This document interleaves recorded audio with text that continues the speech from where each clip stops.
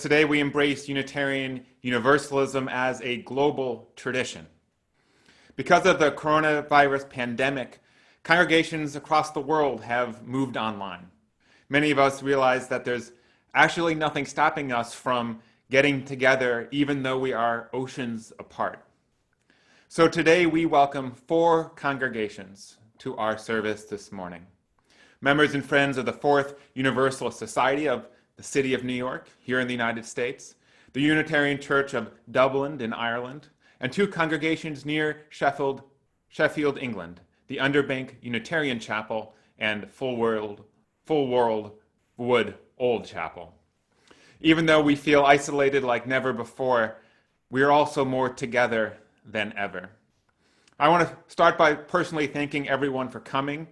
For those who maybe haven't been to a Fourth Universalist service before because you live in Dublin or live in Sheffield or just this is your very first time here.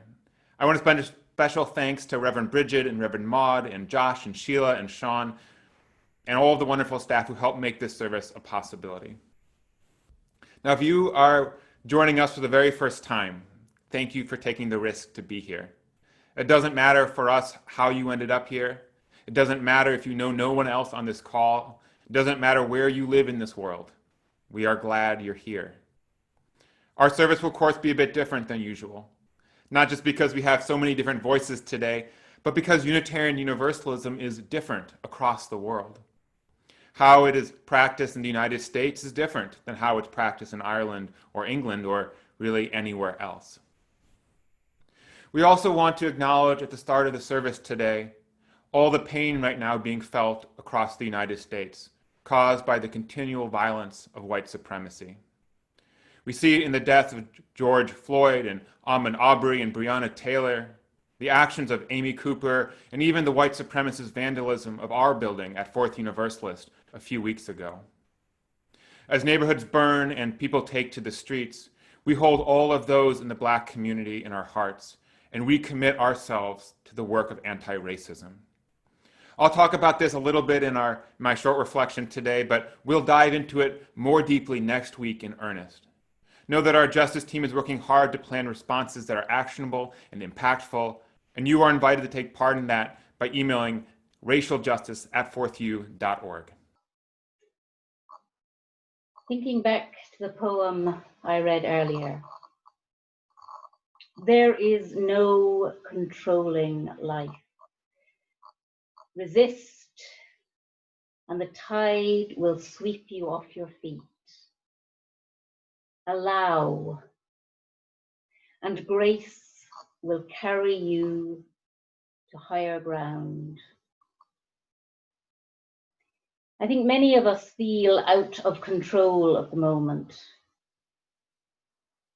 Many people report that ordinary emotions seem more intense, more changeable. This time of pandemic, and especially in this past week with the dreadful occurrences in the United States that have left our emotions swinging wildly. And we can quickly move from feelings of equanimity and quiet calm to feelings of panic or despair. The poet suggests that the only safety lies in letting it all in, the wild and the weak, fears, fantasies, failures and successes, and that practice, spiritual practice becomes simply bearing the truth. In fact, that really resonates with what DJ was saying about speaking with the children.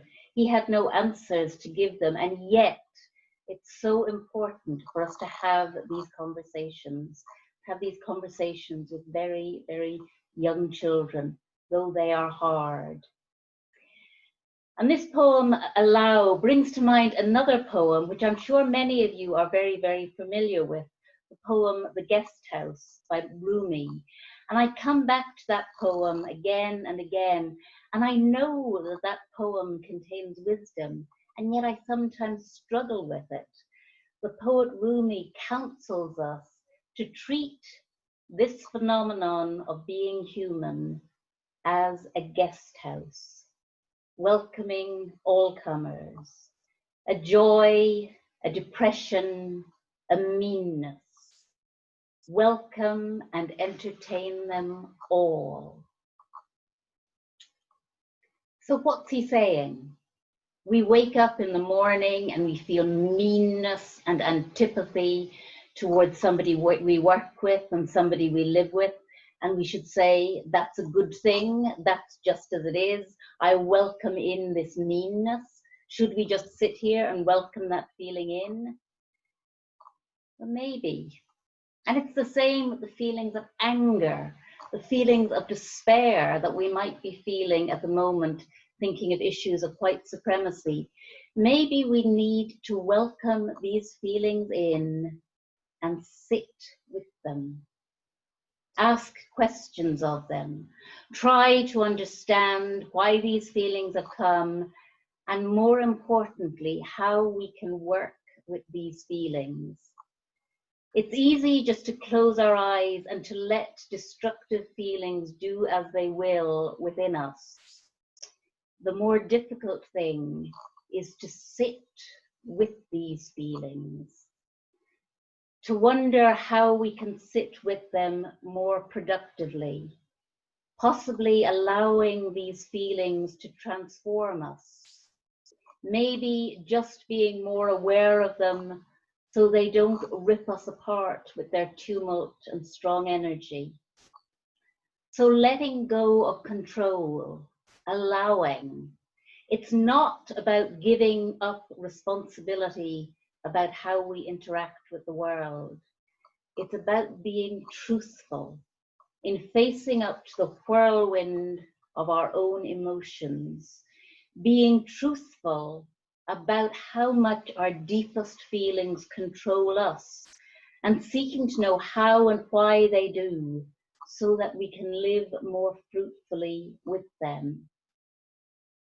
It's not possible to change how we feel.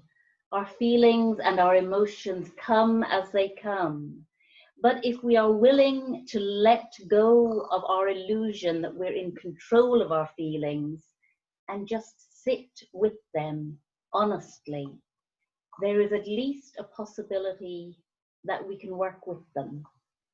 Sometimes we need to take a step back and notice just how it is that we are feeling in this moment, in this particular set of circumstances in which we find ourselves, to take stock of how we are actually reacting and not how we would like to react. What are the feelings that are naturally arising with me in this moment? And what does this mean about my relationship with the world? Sometimes we may not like what we see when we stop and look clearly at ourselves, but we may be able to stop, to reflect on our feelings, and just possibly to make changes in the actions that we take following on from these, our feelings. So maybe as we go out into the week ahead, we might, when we feel negative and difficult emotions coming up, just take a moment to take stock, to try and look that emotion square in its face. Say to yourself, why am I feeling this feeling? How does it mean for how I'm interacting with the world?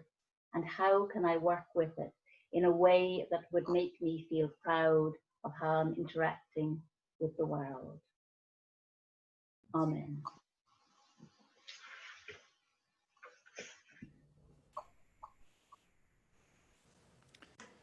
Thank you, Maud, for that reflection. Now, our service today, as you heard a little bit about, is about taking ownership of ourselves and our feelings. It's about personal responsibility. It's about having the freedom and power to reframe unfortunate circumstances and find meaning in them.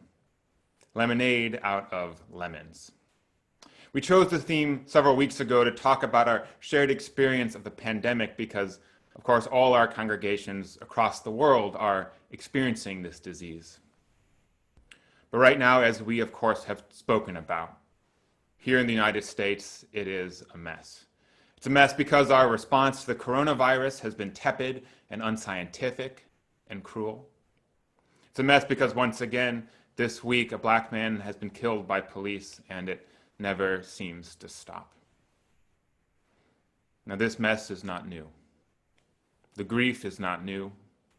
The anger is not new, and certainly it should not seem new. So we have to ask, what does personal responsibility mean in a time like this? What does taking ownership of our feelings mean in a time like this? When our cities are burning, the National Guard and Army is being called out on its own citizens to enforce a peace without justice, which is no peace at all. When justice seems to only happen for black and brown Americans, when the outcry is so loud and intense, it can't be ignored. What does it mean when our media shows us photos of burning and looting by a few people and ignores the looting of the poor for decades? Where is the outrage that the wealthy have actually gotten richer during this pandemic? That is some looting.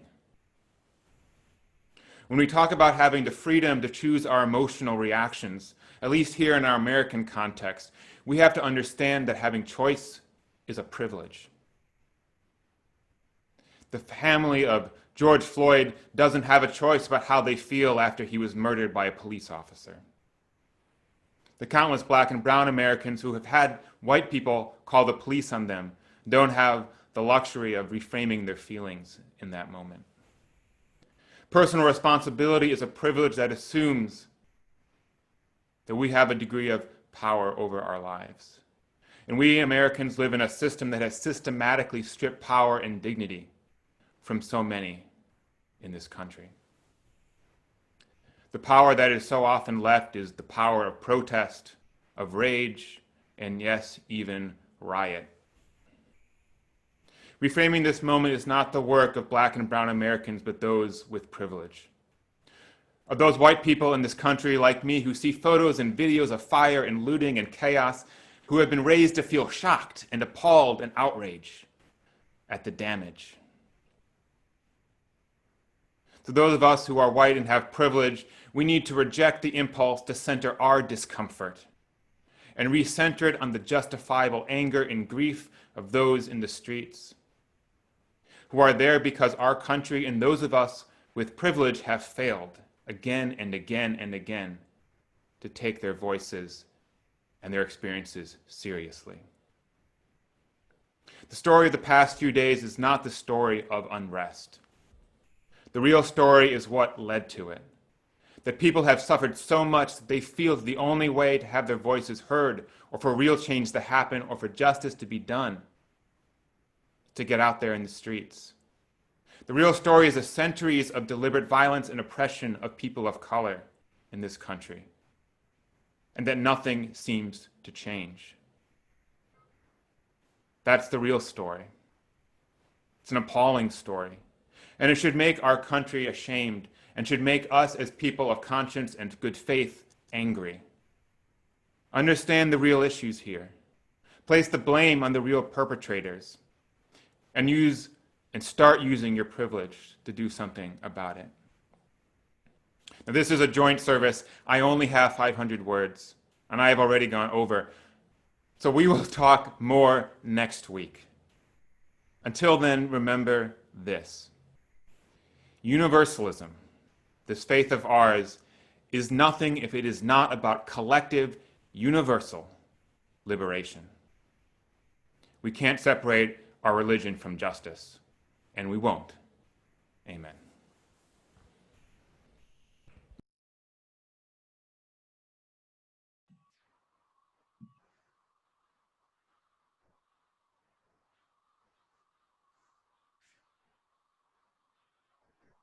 Thank you, Schuyler.